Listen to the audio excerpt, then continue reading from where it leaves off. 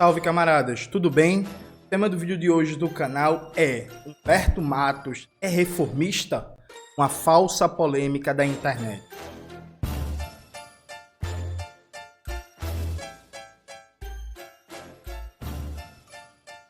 Antes de começar propriamente o tema do vídeo do canal, quero muito agradecer a você que ajuda a manter e melhorar nosso canal a partir do Apoia-se. Seu apoio é fundamental para a gente continuar o nosso trabalho. Se preferir o Pix, está aparecendo aqui como QR Code na tela do vídeo. Lembrando que a gente tem um boletim de notícias que nesse momento já está no seu e-mail. Confere lá, pega todo o material que ficou muito bom. Camaradas, note, eu lancei um vídeo, né? Elias Jabbour, Gustavo Machado e o debate marxista sobre a China. Coloca aí na tela, Maxwell, por favor. Inclusive foi ontem, sábado, ao ar um corte desse vídeo e hoje vai ao ar mais um corte desse vídeo, né? Então assistam lá que ficou bom. E aí no Twitter tem uma galera atacando o Humberto Matos, repetindo inclusive argumentos do Gustavo Machado, dizendo que o Humberto Matos é reformista. Vamos lá. Quero fazer um debate aqui com vocês, porque, embora isso seja uma falsa polêmica de internet, de Twitter, eu acho que aqui tem elementos interessantes para a gente fazer um debate sobre o que é o campo marxista. Vamos lá. Primeira coisa, fazendo uma caracterização do campo marxista brasileiro. No pós-ditadura empresarial militar, o trotskismo ganha muita força no marxismo brasileiro e interpretações marxistas a partir da obra de Gramsci e Lukács. Quase que vulgarizando a coisa, preste atenção, quase que vulgarizando a coisa, eu diria que as três correntes predominantes no marxismo brasileiro no pós-ditadura eram correntes trotskistas, interpretações gramscianas e interpretações lukácianas.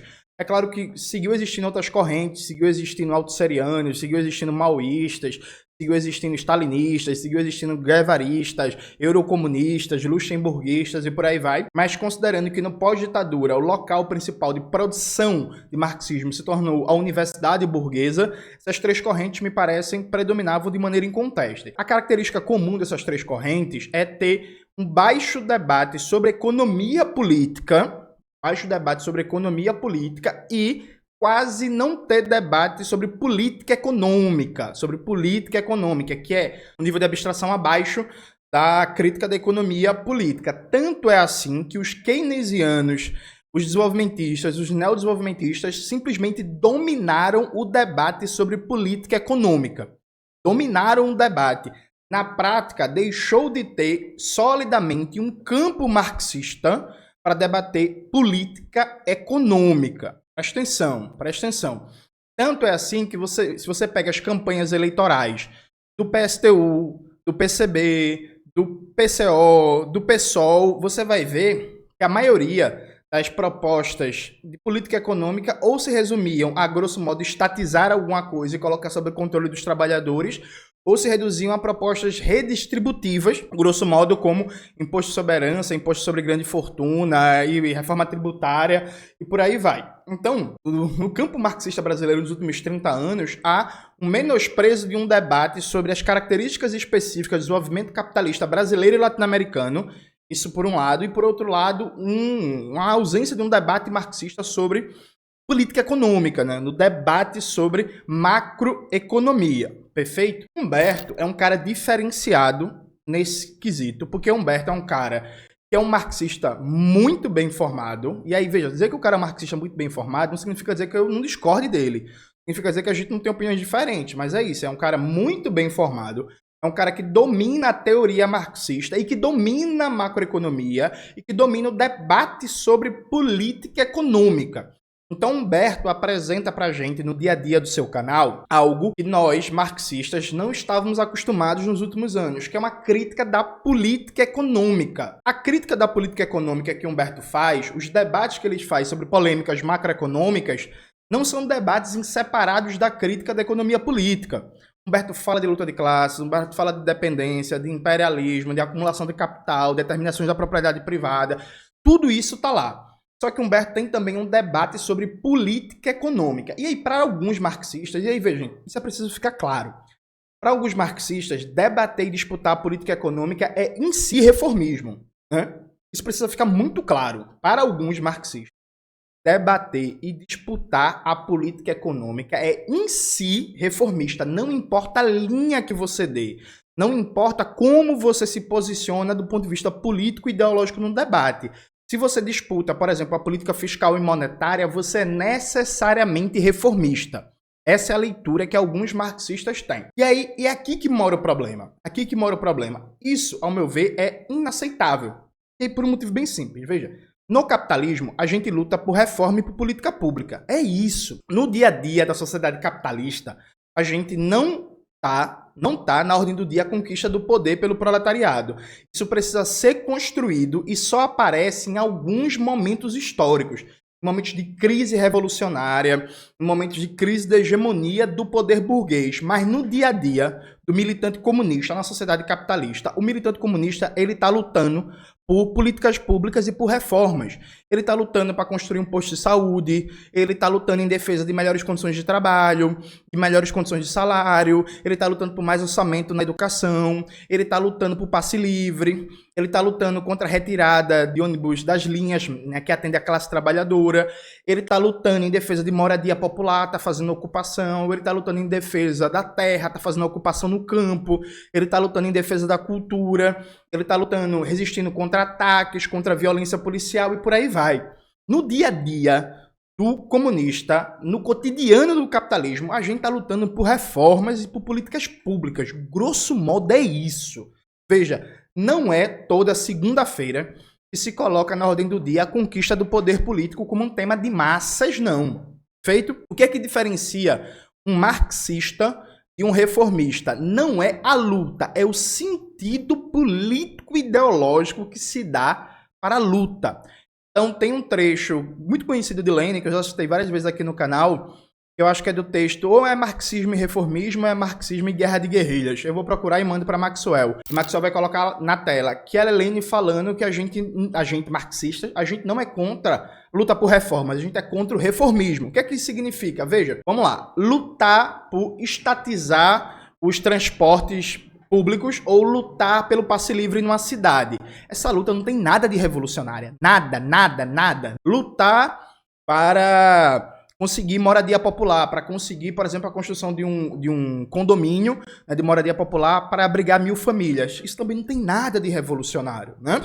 Assim, lutar numa universidade contra os cortes na assistência social em defesa de mais verbas para assistência estudantil, para permanência estudantil, para assistência social. Isso também não tem nada de revolucionário. O que é que diferencia essa luta na perspectiva revolucionária e na perspectiva reformista? É o sentido político-ideológico que você dá para essa luta.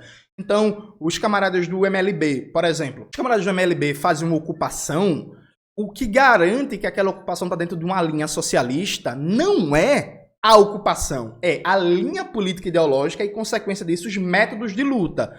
Então, o MLB vai lá, organiza as famílias, faz ocupação, faz formação política, fala do socialismo, explica que o Estado é burguês, explica o que é o poder popular, fala da independência da classe trabalhadora, fala da organização de classe e tal. Procura ter como prioridade no método de mobilização a independência de classe, a mobilização. Não fica, por exemplo, vendendo voto para vereador em troca de apoio para vereador que vai fazer politicagem junto com o prefeito, junto com o secretário de habitação e por aí vai. Então veja, o que dá o caráter socialista, marxista para uma luta dessa é que você organiza a classe trabalhadora, né? Dentro de uma perspectiva de autonomia de classe e você faz a propaganda, a formação política com as pessoas que estão naquele movimento. Mas o movimento em si, de lutar por moradia no capitalismo, disputar uma política pública, em si não tem nada de revolucionário. Né? Mesma coisa, os camaradas da UJC estão lutando, por exemplo, aqui em Pernambuco, né? Vamos lutar na UPE, os camaradas da UJC, Juventude do PCBR, estão lutando por assistência estudantil, estão lutando por RU na UPE, que não tem nenhum RU. Veja, isso em si não tem nada de revolucionário.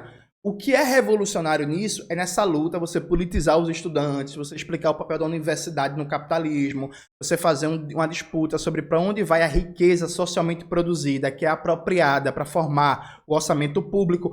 O caráter revolucionário, socialista, comunista é dado pela formação política e pelo método de luta. Então você não fica em gabinetezinho fechado negociando com o reitor, né? Você mobiliza, você politiza, você explica, você organiza, você faz assembleia, você debate, você mobiliza. É isto que dá caráter socialista, caráter comunista da luta cotidiana da classe trabalhadora. Veja, no capitalismo, tirando exceções históricas, no dia a dia a gente está lutando para organizar a classe trabalhadora a partir de medidas que são políticas públicas e reformas, galera. É isso. E aí, inclusive, vale dizer, em vários momentos, o aguçamento da luta de classes se dá em torno de medidas que não são nem sequer comunistas. O governo João Goulart, por exemplo, a reforma do governo João Goulart não era socialista nem comunista, a reforma agrária, né? O Brasil ia continuar sendo capitalista. O campo brasileiro ia continuar sendo capitalista. Ia mudar as relações de propriedade, mudar a configuração das relações de classe. Mas assim, o campo só deixa de ser capitalista quando você toma o poder político e começa a transição ao socialismo, que, dentre outras coisas, você nacionaliza a terra e insere a gestão da terra dentro de uma lógica de planejamento econômico a partir de um zoneamento econômico ecológico no sistema de planificação. Fora disso, se acontecesse hoje a reforma agrária do MST, por exemplo, o Brasil não ia deixar de ser capitalista, né? A resistência que os capitalistas têm é uma resistência político-ideológica, que não pode violar a propriedade privada, porque se você viola um pouquinho a propriedade privada, sabe Deus onde é que isso vai parar. Então, acho que as pessoas precisam entender isso. Veja, nós lutamos sim por reformas. Nós lutamos por políticas públicas. O que diferencia a gente dos reformistas, é a perspectiva político-ideológica que a gente coloca nessa luta. A gente luta por reformas sim, porque se não tiver reformas políticas públicas agora, o povo morre e passa fome. Feito? E isso é o segundo ponto fundamental. Aqui a gente entra diretamente no Humberto. O Humberto, ele faz um debate muito bom sobre política pública, sobre política econômica, sobre reformas, mas o Humberto nunca, eu desafio alguém me mostrar Humberto falando que é possível resolver os problemas fundamentais da classe trabalhadora sem conquistar o poder político. Vamos lá. Humberto, inclusive, ele tem uma fala que eu, inclusive, discordo, diga-se de passagem. E só é possível usar plenamente a ferramentaria desenvolvimentista a nível de política industrial para superar a dependência quando se tomar o poder. Eu não chamo isso de desenvolvimentista. Acho que políticas industriais não significa necessariamente desenvolvimentista, políticas de desenvolvimento. Mas enfim, isso é detalhe. Mas Humberto, por exemplo, ele fala isso no canal dele há anos, velho. Há anos. Que, ó, a gente nunca vai aplicar as políticas industriais que a gente precisa para desenvolver a complexidade produtiva do país, porque tem uma questão de poder político. A gente não tomou poder de Estado. A gente não enfrentou e venceu a burguesia interna e o imperialismo. Humberto nunca deixou, inclusive, de considerar os limites da disputa da política econômica no âmbito do capitalismo, né? Assim, eu desafio, de verdade, desafio mesmo, alguém me mostrar Humberto negando os limites da disputa da política econômica no capitalismo, desconsiderando a dimensão do poder de classe do Estado, desconsiderando as determinações mais fundamentais, presta atenção, determinações mais fundamentais que a propriedade privada dos meios de produção impõe. O que acontece, além, e esse ponto precisa ficar claro, tem pessoas que acham que disputar a política econômica é em si reformismo. Tem pessoas que confundem estratégia e tática, que confundem agitação e propaganda, e acham que se você disputa a política monetária ou a política fiscal, se você disputa para onde vai o investimento público, se você disputa a construção de regras fiscais no Estado burguês, isso necessariamente é reformismo. Então tem pessoas que acham que o discurso para mobilizar, para tocar, para organizar a classe trabalhadora é dizer assim, não importa a merda que esteja, tudo isso é capitalismo, não tem o que fazer até derrubar o capitalismo. Veja, isso nem está errado em última instância. A questão é se isso mobiliza, se isso politiza e se isso organiza a classe trabalhadora. O que eu vi no Twitter, hoje, eu estou gravando esse vídeo na sexta-feira, eu viajo para Brasília, né? Enfim, tô deixando o vídeo gravado antes de eu viajar. O que eu vi muito no Twitter é gente repetindo o discurso do Gustavo Machado, dizendo que Humberto é reformista, porque ele rompe com a teoria do valor de Marx e adota a MMT. E aí, vamos lá, gente. De verdade, assim, se você viu esse vídeo do Gustavo Machado e está influenciado por isso, eu quero lhe fazer algumas perguntas. Vamos lá. O que é que significa Humberto Matos adotar a MMT? Significa Humberto Matos dizer que é uma mentira ideológica da burguesia, que o orçamento do Estado é igual ao orçamento de uma família doméstica e que o Estado não pode gastar mais do que arrecada? Veja, isso é verdade, isso é mentira. Adotar a MMT é dizer isso? Significa o quê? Significa dizer que o Banco Central determina a taxa de juros e que a taxa de juros no dia a dia não é determinada só pelo mercado, né? Ou fundamentalmente pelo mercado. O que é que significa? Significa dizer que um Estado que tem soberania monetária, ele não precisa arrecadar ou vender títulos de dívida pública para depois gastar. Significa o quê? Que a dívida pública é também um instrumento de crédito de política monetária do Estado? O que é que significa adotar MMT? Porque, veja, e aí você veja como esses debates de internet, eles são toscos, né? Humberto, ele dialoga, ele adota premissas da MMT no debate macroeconômico. Eu também adoto, viu? Só para ficar claro. Se por premissas da MMT você entender, por exemplo, esse negócio que déficit público é ruim, dizer que comparar o orçamento do Estado com o orçamento da família doméstica tá errado e coisas do tipo, eu também adoto. Vamos lá. Aí, a abordagem da MMT é majoritariamente não marxista, o que é verdade, então Humberto seria reformista. Aí, veja, aí dá uma dor no coração esse debate, porque, veja, vários teóricos da MMT realmente são keynesianos, né, e pós-keynesianos. Humberto, ele não é keynesiano nem pós-keynesiano. Dentre outras coisas, o Humberto fala há mais de 5 anos, aliás, há mais de 10 anos, né? Que o Humberto está aí na internet há 1000 anos. O Humberto fala há anos na internet que, por exemplo, políticas de desenvolvimento e políticas industriais não vão ser aplicadas na periferia do sistema capitalista como poderiam, porque existe o constrangimento do imperialismo e do poder da burguesia e que a classe trabalhadora precisa tomar o poder para superar o subdesenvolvimento e a dependência. Isso já marca uma diferença abissal, estratégica de concepção de leitura do que é realidade capitalista, do que é, inclusive, a própria leitura da economia política de Humberto para um pós-keynesiano, né? Então vocês ignoram que é totalmente possível, preste atenção aqui, você beber de contribuições teóricas não marxistas e discordar de vários aspectos dessa contribuição. Então, por exemplo, eu já citei muito aqui no canal o Louis Vacan. O Louis Vacan, eu já afirmei aqui várias vezes, é o melhor pesquisador que eu conheço sobre a relação entre neoliberalismo e poder punitivo, expansão do aparato penal do Estado burguês. O Louis Vacan é um social-democrata de esquerda, gente. O horizonte do Louis Vacan é reconstruir o estado de bem-estar social. Eu discordo do Louis Vacan. A base teórica do Louis Vacan, inclusive, é a análise do Pierre Bourdieu, né?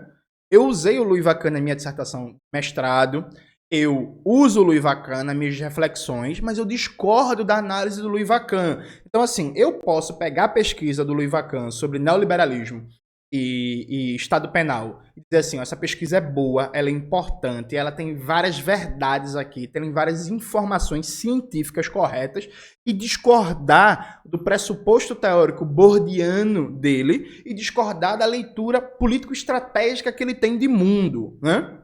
É isto.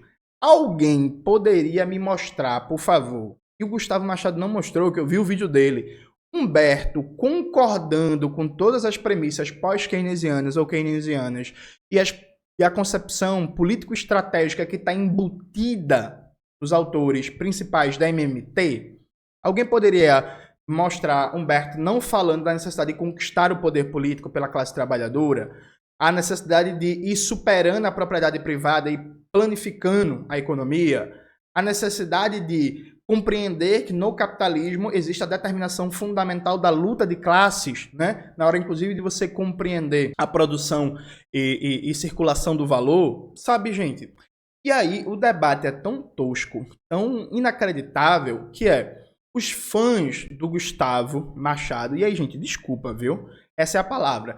Acusam Humberto de ser reformista, porque Humberto usa contribuições teóricas da MMT. Gente, Gustavo Machado falou no vídeo recente dele, que inclusive Humberto reagiu, que ele está 100% com a ACD, Auditoria da Dívida Pública. Gente, a ACD não tem nada de marxista. A ACD é um coletivo reformista. A ACD, segundo o próprio Neil Dorix, inclusive, que é seguidor, apoiador da ACD, a ACD é um coletivo keynesiano. A ACD, ela parte de premissas teóricas que não são marxistas, que são, inclusive, até de base ortodoxa, porque no debate da teoria econômica se divide em dois grandes grupos, né? Ortodoxos e heterodoxos. A CD parte de várias premissas ortodoxas. Maxwell, bota aí na tela o trecho do vídeo do Gustavo Machado, falando que ele está 100% fechado com a ACD, no vídeo dele recente sobre dívida, juros e inflação. Bota aí na tela, por favor. Inteiramente junto com a Auditoria Cidadã da Dívida, tá? Maria Lúcia Fatorelli e demais, mas estou inteiramente junto com eles, tá?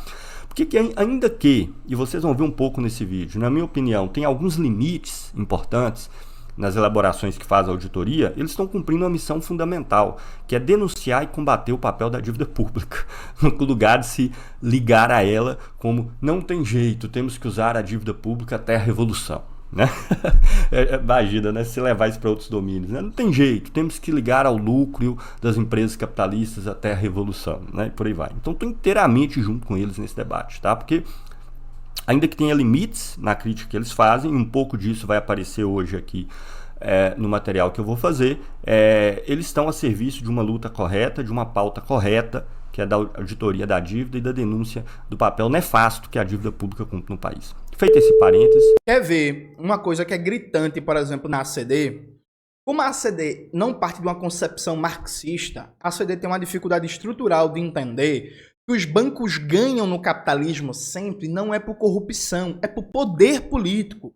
Então, no capitalismo, os bancos têm poder político. Enquanto existir sistema bancário privado, para fazer política monetária, os bancos vão sempre ganhar. Eles podem ganhar mais ou podem ganhar menos. Se a gente reduz hoje, por exemplo, a taxa de juros básica da economia, a taxa Selic, né? A cada aumento na taxa Selic, você tem 55 bilhões a mais de gasto financeiro do Estado. Se a gente reduz a taxa Selic, os bancos iam deixar de ganhar um pouco. Eles não iam parar de ganhar, não. Eles iam continuar ganhando. Banco no capitalismo sempre ganha. Não é corrupção. Não é problema de corrupção. É um problema de poder político. De que o capital bancário, na dinâmica de funcionamento do sistema capitalista, ele tem poder político. Para você enfrentar o ganho dos bancos, 3 medidas bem simples. É estatizar o sistema bancário, fechar a conta de capitais e tomar o controle do Banco Central. Agora sim, dá para fazer isso no imediato? Não, isso é um projeto revolucionário. Né? A gente só vai conseguir fazer isso na revolução, porque se a gente tiver correlação de forças para estatizar o sistema bancário, a gente tem correlação de forças para tomar o poder. Não é problema de corrupção. Não é problema de corrupção.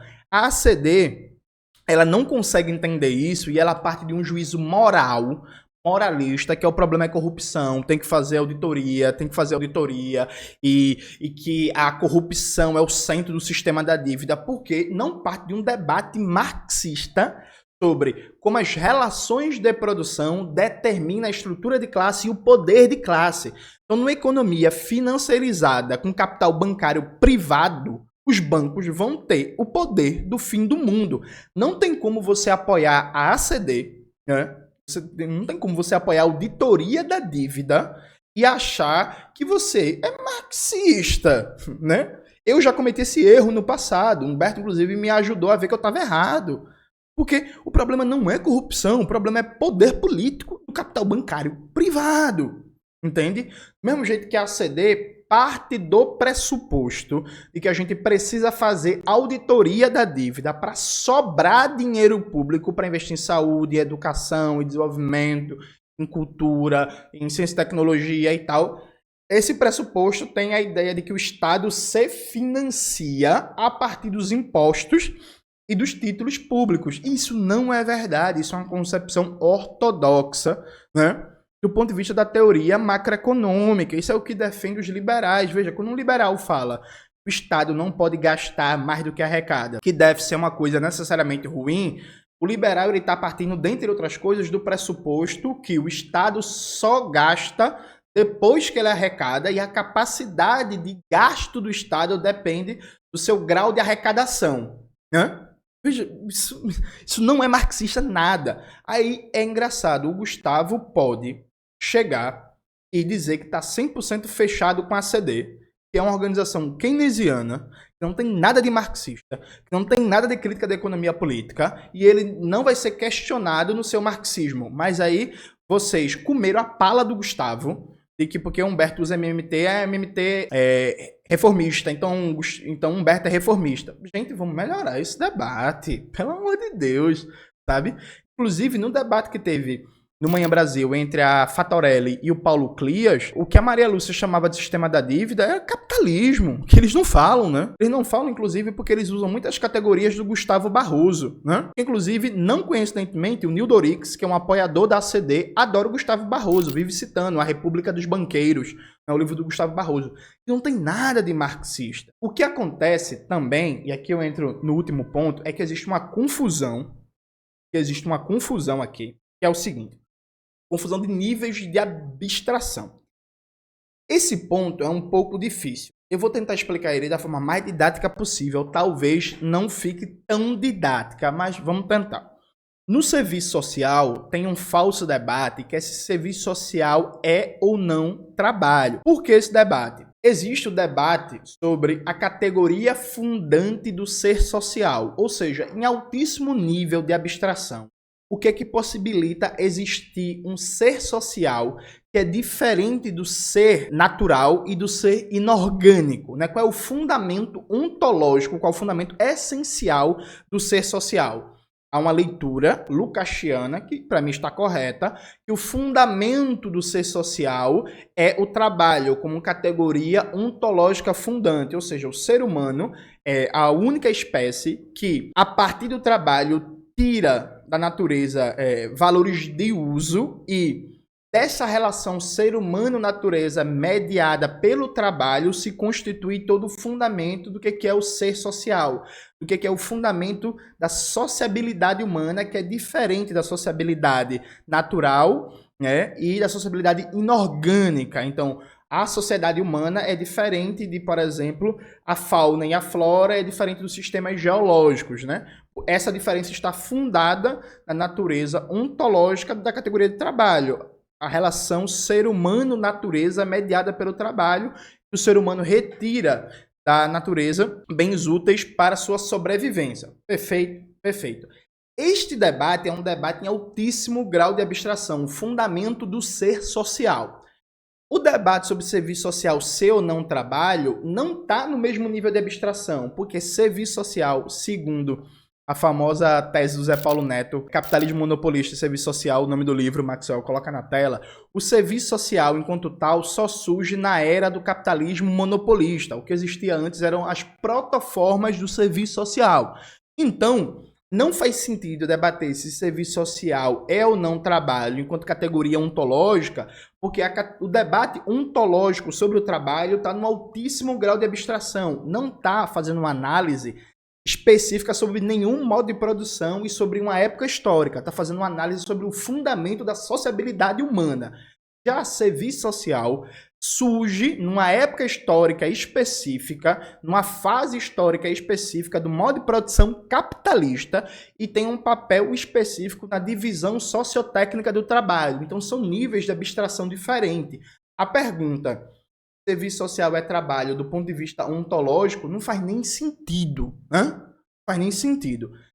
Muita gente, infelizmente, não entende isto dos diferentes níveis de abstração e como se constrói o conhecimento e a aproximação do real desde uma perspectiva marxista. Isso é muito fácil de perceber em vários debates. Então, por exemplo, quando a gente fala que todo Estado é uma ditadura de classe, a gente não está falando sobre o regime de governo, né? Está falando do ponto de vista do fundamento do Estado. Todo Estado é uma ditadura de classe, não existe um comando de uma classe ou de um bloco de classes, e essas classes não vão querer ceder o comando do poder político. Regime político, forma de governo é outra coisa, está em outro grau de abstração, né? Então, todo Estado é uma ditadura de classe. No capitalismo, todo Estado é uma ditadura da burguesia. Dito isto, em outro nível de abstração, um nível de abstração mais histórico concreto, esta ditadura de classe pode ser uma ditadura militar ou pode ser uma democracia burguesa, o que não muda o caráter de ditadura de classe, entende? São níveis de abstração diferentes. Eu não tô aqui para refutar o vídeo do Gustavo Machado que a galera ficou citando no Twitter, mas eu te pergunto, no fundo do coração, se você entende bem um debate marxista sobre nível de abstração. Porque quando o Humberto Matos está fazendo um debate sobre macroeconomia, ele está num nível de abstração, né, que é diferente do nível de abstração em que o Gustavo Machado se coloca do ponto de vista de teoria da moeda. Vejam, você debater, por exemplo, a moeda como uma determinação direta da lei do valor e do trabalho abstrato é um nível de abstração diferente do que você debater a política monetária do Banco Central. São coisas diferentes, né? Fazem parte do mesmo objeto, olhando em sua totalidade, mas do mesmo jeito que debater caráter de classe do Estado e forma de governo são coisas diferentes e ao mesmo tempo são partes do mesmo objeto, entende? Tipo, são iguais, mas são diferentes ao mesmo tempo. Ou seja, a partir do momento que eu faço um estudo sobre quais são as determinações de classe do Estado brasileiro, eu fiz o estudo, eu não estou debatendo forma de governo. Aí eu vou ter que continuar a pesquisa, o aprofundamento para pegar as determinações histórico-concretas, reduzindo o nível de abstração para pensar como as determinações de classe configuram-se histórico-concretamente na forma de governo. É parte do mesmo processo, mas são momentos diferentes da pesquisa científica, né? Então, não existe contradição entre a teoria da moeda que Humberto representa nos seus vídeos e a teoria da moeda que aparece no livro de Marx. São níveis de abstração diferentes, gente. Eu vou dar um outro exemplo para vocês, só para não cansar vocês. Veja, quando o Rui Mauro Marini desenvolveu a sua tese sobre a superexploração da força de trabalho, muita gente foi dizer que o Rui Mauro Marini estava errado. Por quê? Porque Marx, no livro 1 do Capital, Marx parte do pressuposto que a classe trabalhadora é remunerada pelo seu valor histórico-moral, para mostrar que mesmo assim existe exploração, que exploração não é uma questão moral, que exploração é uma questão objetiva, não é uma questão de um patrão bom ou ruim, não é a questão da classe trabalhadora conseguir mais ou menos salário. E mesmo com mais salário, mesmo com um ótimo salário, no capitalismo a classe trabalhadora é explorada. Veja, no livro 1 do Capital, no nível de abstração que Marx está, na forma de exposição que ele tem, realmente não existe espaço para o debate sobre superexploração da força de trabalho. Só que quando o Rui Mauro Marini está formulando essa categoria, ele está formulando ela em outro nível de abstração. Ele está formulando a categoria de superexploração da força de trabalho na dinâmica de acumulação capitalista dependente, considerando que existe um mercado mundial. Neste mercado mundial, nesta divisão internacional do trabalho, existe uma região específica do globo que tem uma inserção específica no sistema imperialista, uma dinâmica de acumulação específica. Ele está num nível de abstração diferente de Marx. Então não faz sentido algum você comparar citações, por exemplo, do livro 1 do Capital e do Dialética da Dependência. Simplesmente não faz sentido, né? E aí, se você fazer isso, você vai conseguir, por exemplo, provar que o Rui Mauro Marini está errado, né? Você pega o livro 1 do Capital, a edição da Boitempo, por exemplo, bota aí na tela, Maxwell. Você pega a Dialética da Dependência lançada pela Expressão Popular. Você pega os dois e você cita. Você vai conseguir provar, entre aspas, que o Rui Mauro está errado, mas você não está provando que ele está errado. Você está confundindo os níveis de abstração da análise. Você está pegando uma análise em um altíssimo nível de abstração, as determinações mais fundamentais do modo de produção capitalista, que é disso que trata o livro 1 do Capital, com uma análise de um nível de abstração que são as principais tendências da acumulação capitalista na periferia do sistema capitalista. São níveis de análise diferentes, gente. Entende? Então, eu de verdade, eu pergunto a você. Você consegue explicar teoricamente em detalhes o que são os diferentes níveis de abstração na apreensão do real? Se você não consegue, eu suspeito muito, que você simplesmente não vai ter instrumentos para entender como é que o debate monetário, de teoria monetária do Humberto Matos se harmoniza com a formulação da lei do valor na obra de Marx, sabe? Simples e objetivamente. E aí se tira o cara para reformista a partir de um debate desonesto, sabe? E aí, gente, veja, eu acho que a gente precisa qualificar esse debate. Vamos, para concluir, colocar as coisas ali, pô. Existe ou não, vamos lá, existe ou não possibilidade de um debate marxista sobre política econômica? Isso precisa ficar claro. Existe ou não? Existe ou não? Vamos lá, vamos lá. Existe ou não um debate marxista sobre política econômica? É sim ou não? Sabe? Eu acho que muita gente parte do pressuposto que não existe, acha que disputar a política monetária, disputar a política fiscal, disputar o orçamento público é necessariamente reformismo. Precisa ficar claro, existe ou não. Para mim, sim. Para mim, sim. Mas precisa ficar claro.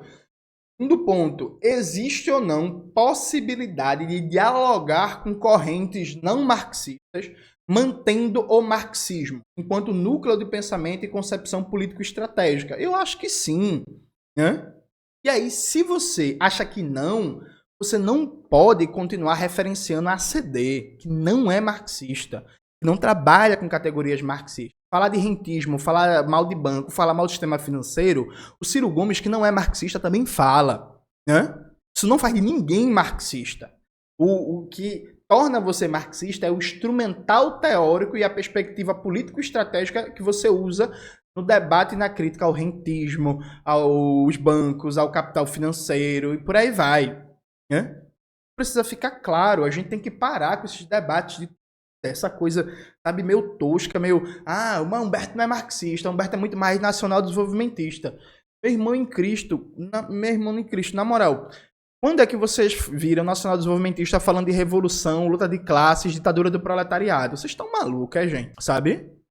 E aí, algumas pessoas, ao que parecem, querem voltar para que era o marxismo há uns 15, 20 anos atrás, que é uma mera marxologia, né, que é uma só interpretação das obras originais de Marx e Engels, que tinha muito pouco a dizer sobre a luta de classes no cotidiano da realidade brasileira. É isso que parece. E se foi isso, suave. Agora é preciso dizer abertamente isso. É preciso dizer assim, ó, eu acho que marxista não deve disputar orçamento público, não deve disputar a política econômica, não deve fazer a crítica da política monetária, a crítica da política fiscal, não deve ser contra a privatização, não deve defender dinheiro para a saúde, dinheiro para a educação, passe livre, porque tudo isso é mero reformismo, é mera política pública e não importa o sentido político-ideológico que vocês deem a essa luta, tudo isso é só reformismo, é lixo, e marxista tem só que fazer propaganda contra o capitalismo, né? Se for isso é preciso ser dito abertamente, é preciso que você diga para a pessoa, né, que não quer mais a escala 6x1, que não aguenta mais essa vida, que pega ônibus lotado, que tá pagando caro nos alimentos, que tá pagando caro na conta de luz, que tá pagando caro no gás de cozinha. Se você diga para ela que assim, ó, eu não tenho resposta imediata para você, eu quero só chamar você para lutar pela revolução, mas até a revolução, nada disso que aflige o seu cotidiano vai ser enfrentado, porque isso só vai começar a ser enfrentado quando a gente estiver no socialismo. Veja, isso é preciso ficar claro para as pessoas. É isso que, de maneira confusa, algumas pessoas defendem e não formulam de maneira aberta. Então, não. Humberto não tem nada de reformista. Humberto faz a verdadeira compreensão leninista do termo, que é: os comunistas defendem, sim, a luta por reformas. Os comunistas são críticos do reformismo. Defendemos a luta por reformas, por políticas públicas dentro de uma perspectiva político-ideológica que prepare a classe trabalhadora, que fortaleça a consciência de classes, a independência de classes para a conquista do poder político. E assim, que bom que a gente tem marxistas debatendo política econômica, viu, gente? Na moral, que bom que a gente não deixa só o debate sobre política econômica nas mãos dos keynesianos, diga-se de passagem. Tomara que apareça cada vez mais marxistas fazendo um debate sério, qualificado, rigoroso, bom sobre política econômica. É isso, galera. Espero que vocês tenham gostado do vídeo de hoje do canal. Não se esqueça de se inscrever no canal, ativar o sininho, curtir esse vídeo, compartilhar, tudo isso que vocês já sabem. Um beijo e até a próxima.